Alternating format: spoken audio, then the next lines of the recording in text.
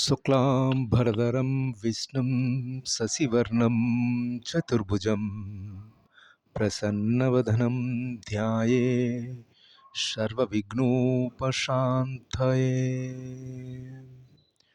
గణనాథ కోటి కోటి పాదాభివందనములు. నిరాటంకంగా దిగ్విజయముగా ఈ భగవద్గీత పఠన కార్యక్రమాన్ని మీ ఆశీస్సులతో కొనసాగిస్తున్నందుకు ధన్యవాదములు, నమస్సుమాంజలు తెలియజేస్తూ ఈనాటి ఈ వీడియోలో 13వ అధ్యాయం 13వ శ్లోకం నుంచి 24వ శ్లోకం వరకు వాటి యొక్క తాత్పర్యములు తెలుసుకుందాం. ముందుగా 13వ శ్లోకం.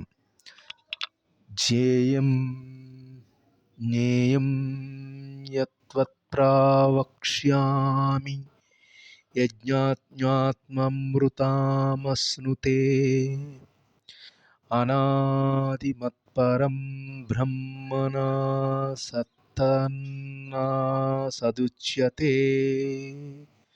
ఈ 13వ శ్లోకం యొక్క తాత్పర్యం ఏంటంటే,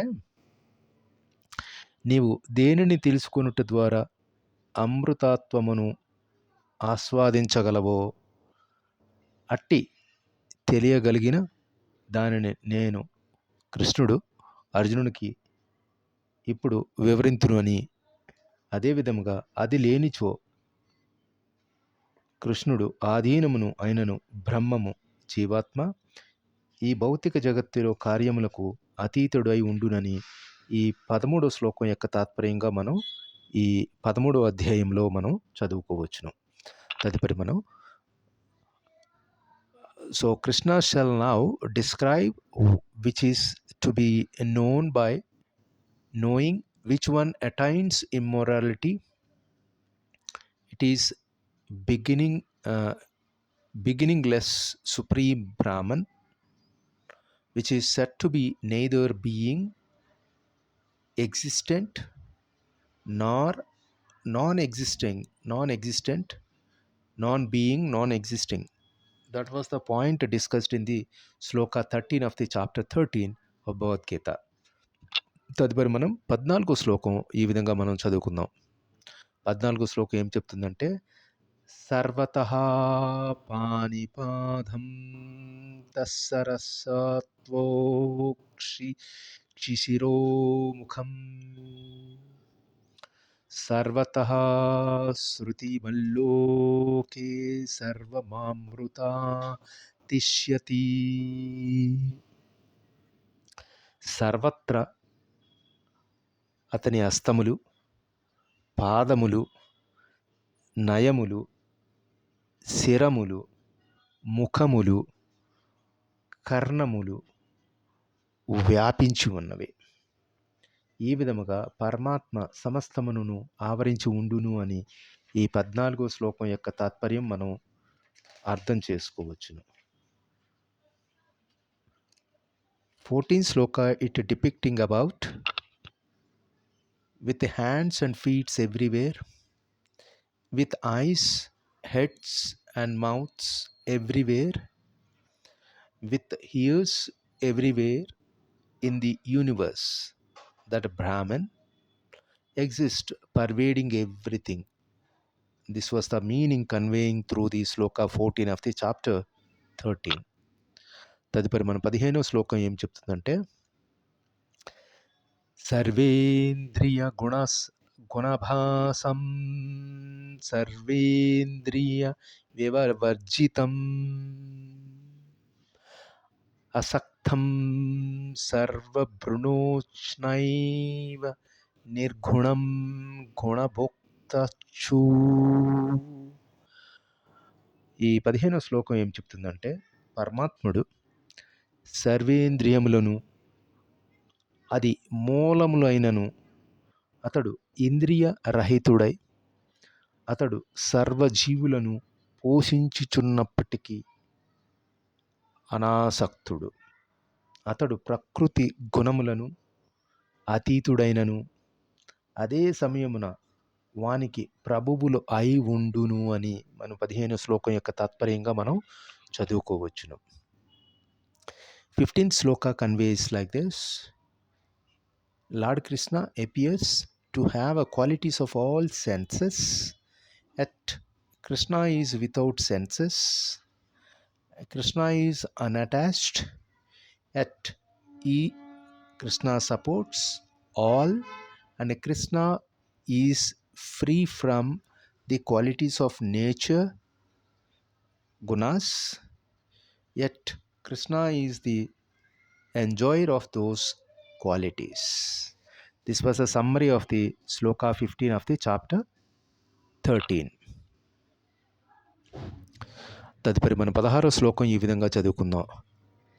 బహిరంతస్య భూతానామచరం చరమేవ చ సూక్ష్మత్వాత్వా విజ్ఞేయం దూరస్థం చాంతికే చ తత్. సో ఈ 16వ శ్లోకం ఏం చెప్తుందంటే, మనం ఈ మొదటి 15 శ్లోకాల యొక్క తాత్పర్యంతో కొనసాగింపుగా మనం ఈ విధంగా చదువుకోవచ్చు.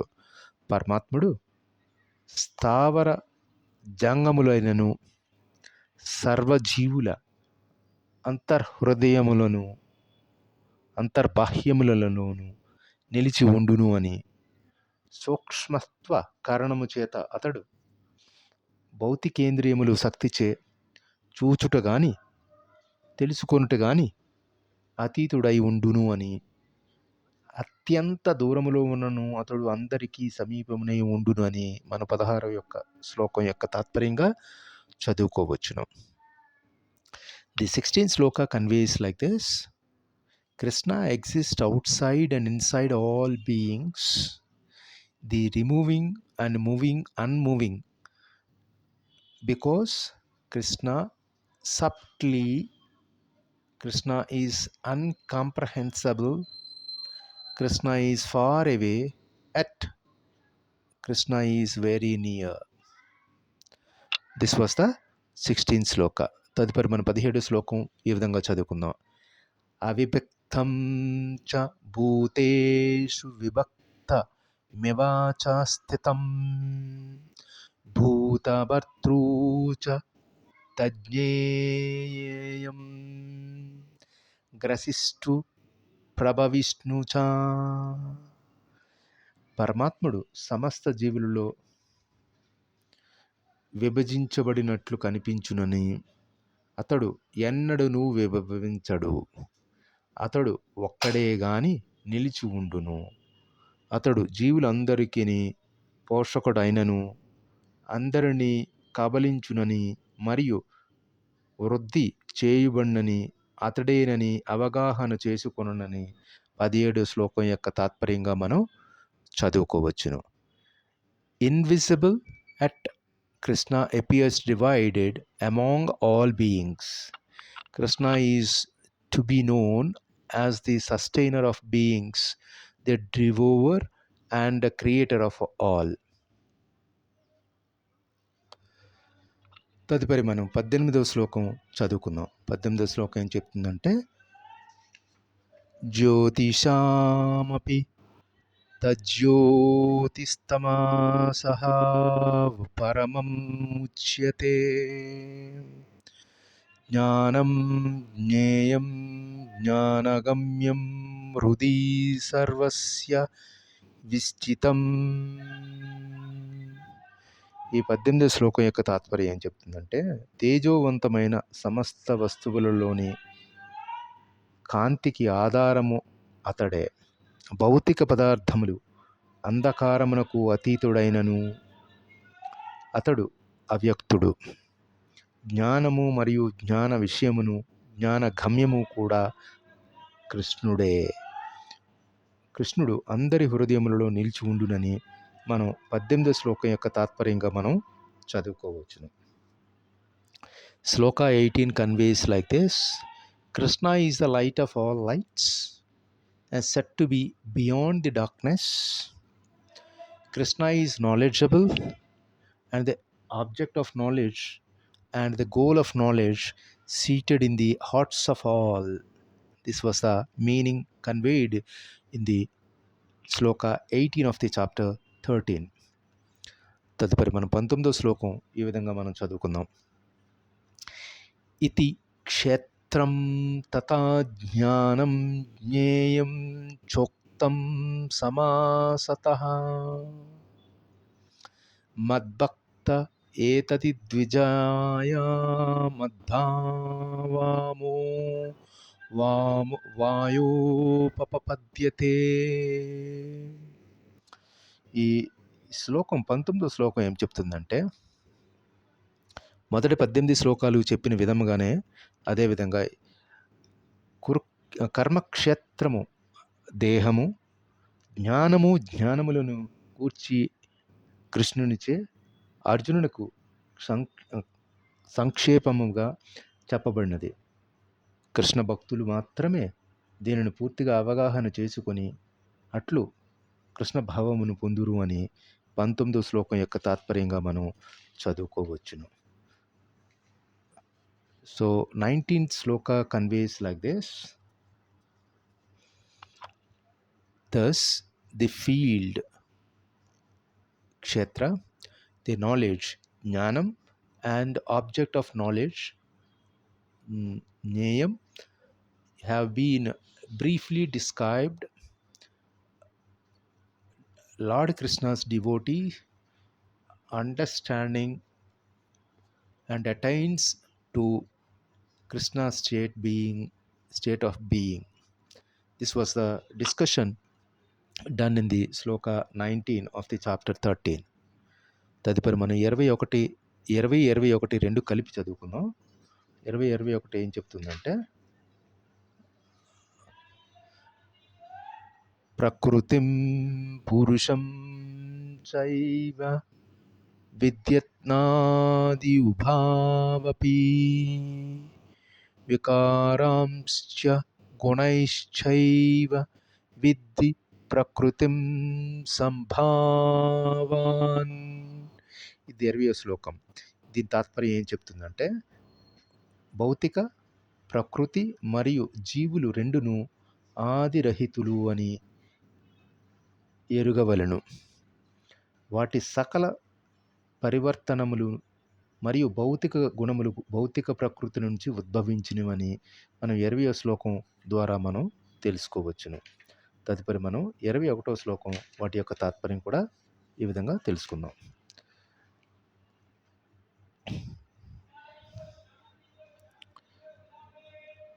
కార్యకరణ కర్తృత్వే హేతుః ప్రకృతిరుచ్యతే పురుషః సుఖ దుఃఖానాం భోక్తృతే హేతురుచ్యతే. భౌతిక కార్యకారణములు అన్నింటిలోకి ప్రకృతియే కారణమని చెప్పబడుచున్నవి. అంతేకాకుండా ఈ జగత్తులోని వివిధ సుఖ దుఃఖములను భవములకు జీవుడే కారణమని చెప్పబడుచున్నది. The shloka 20 and 21, Prakriti and Purusha, these two are reflecting. The 20 conveys that the know both nature and is a Prakriti and a soul, Purusha, are beginningless. Know as that all modifications and the three qualities like a gunas are born of nature. This was the meaning of the sloka 20 of the chapter 13, and 21 conveys like this: nature is said to be the cause of the production of physical efforts and causes, the soul said to be the cause in the experience of the pleasure and pain. తదుపరి మనం 22వ శ్లోకం ఈ విధంగా చదువుకుందాం. 22వ శ్లోకం ఏం చెప్తుందంటే, 22 పురుష ప్రకృతిస్థో హి భుంక్తే ప్రకృతి జ్ఞాన్ గుణే కారణం గుణ సంగోస్త్య సదస్యోనిత జన్మసు. ఈ 22వ శ్లోకం ఏం చెప్తుందంటే, భౌతిక ప్రకృతిలో త్రిగుణములు అనుభవిస్తూ జీవుడు జీవనమును కొనసాగిస్తున్నాడు. భౌతిక ప్రకృతిలో అతనికి గల సంపర్కమే అందుకు కారణం. ఆ విధముగా అతడు వివిధ రకముల ఉత్తమ అధమ జన్మలను పొందుచున్నాడు అని మనం 22వ శ్లోకం యొక్క తాత్పర్యంగా తెలుసుకోవచ్చును. The soul and seated in nature experiences the qualities born of nature. Attachment to the qualities is causes its birth in good and evil worms. తర్వాత మనం 23వ శ్లోకం యొక్క తాత్పర్యం మనం ఈ విధంగా చదువుకుందాం. ముందుగా శ్లోకం.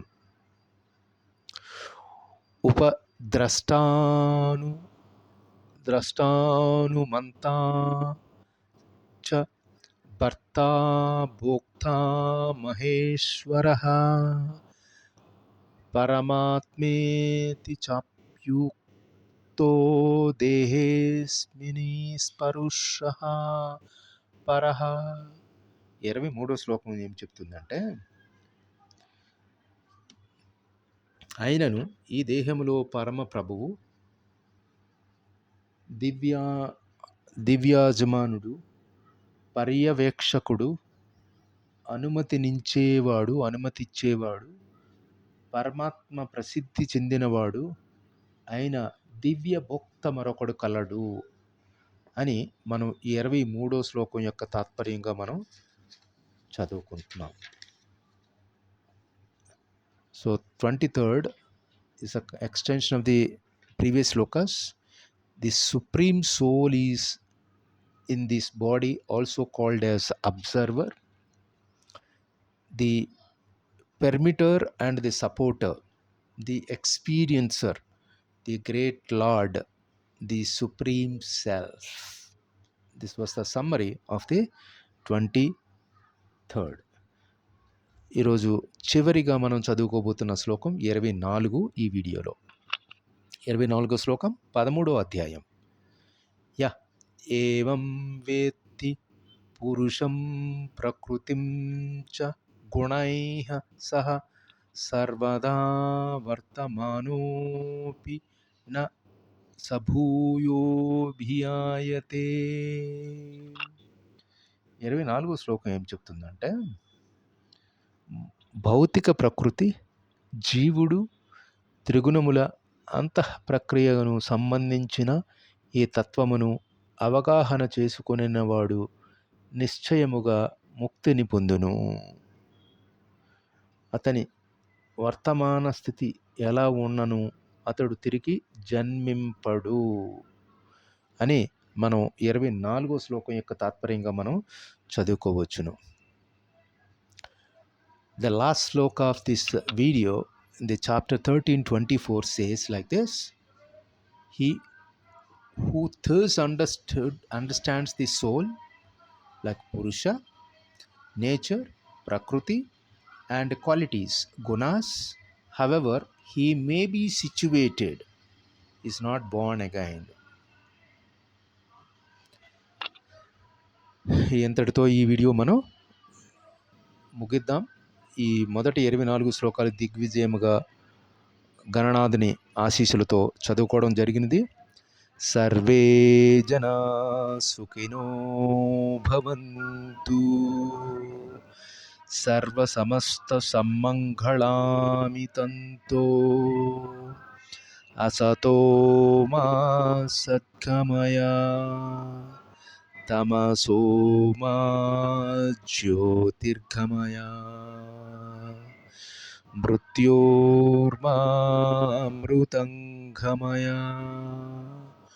ఓం శాంతి శాంతి శాంతి. స్వస్తి.